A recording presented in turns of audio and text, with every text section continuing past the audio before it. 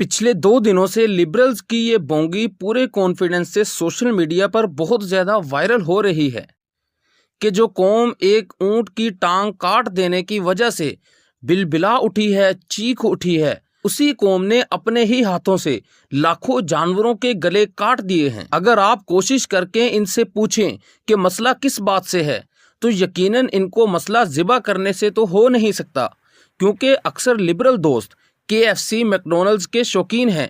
वहाँ जाके ये लोग बर्गर में पट्टे रखकर नहीं खाते, घास नहीं खाते, बल्कि गोश्त ही आर्डर करते हैं। मुर्गी अपना लेग पीस और कट्टा अपनी रान, इनको हंसी खुशी खुद तो पकड़ा के नहीं जाते, वहाँ भी तो इनको ज़िबा करके ही खिलाया जाता है। लेकिन उस वक़्त तो ये जानवरों की हमदर्दी के लिए कोई आवाज़ नहीं उठाते। अगर इनको ज़िबा करने के अमल की बजाय लाखों जानवरों को इकट्ठे ज़िबा करने से मसला है, तो ये भी एक अजीब बात है। मसलन पाकिस्तान में पिछली ईद पर मजमूई तौर पर 63 लाख यानी एक दिन में औसतन 21 लाख जानवर ज़िबा हुए, लेकिन यूरोप और अमेरिका में मजमूई तौर पर रोज़ाना 3.5 करोड़ जानवर ज़िबा होते हैं। ईद हो या ना हो, कोई त्यौहार हो या ना हो, अगर किसी को लिबरल दोस्तों की आईडी पर ईद के अलावा इन जानवरों की तकलीफ कभी नज़र आई हो या उन्होंने कभी यूरोप और अमेरिका वालों को इस पर बुरा कहा हो, तो मुझे भी बताएं।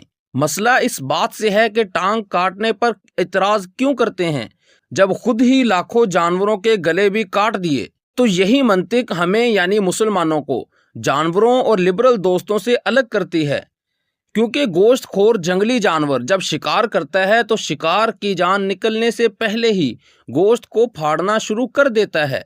इसमें इंसानियत वाला उनसर नहीं पाया जाता कि गोश्त खाना है तो गैर ज़रूरी तकलीफ़ ना दी जाए, जितनी नागुज़ीर है बस उतनी ही तकलीफ़ दी जाए। लेकिन ये पोस्ट शेयर करने वाले लिबरल दोस्त शायद इस मामले में जंगली जानवरों के हम ख्याल हैं, क्योंकि अपने आबाओ अजदाद ये जानवरों को ही तस्लीम करते हैं, तो ये बात समझ में भी आती है।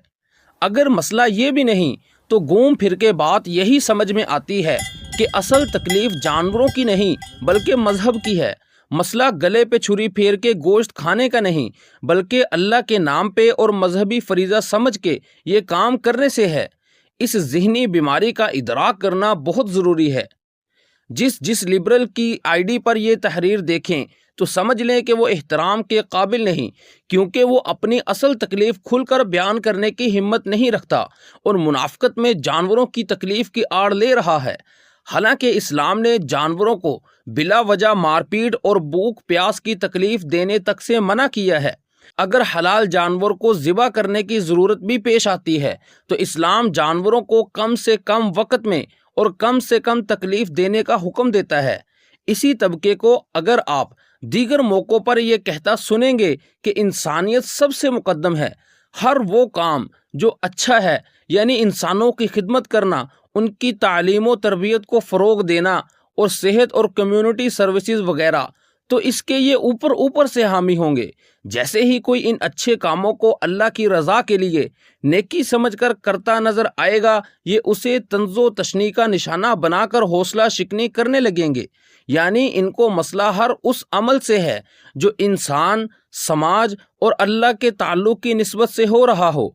ये ना तो जानवरों की तकलीफ़ ख़त्म करने में दिलचस्पी रखते हैं और ना ही इंसानों की, ये सिर्फ़ इस निस्बत को ख़त्म करने के मिशन पर हैं।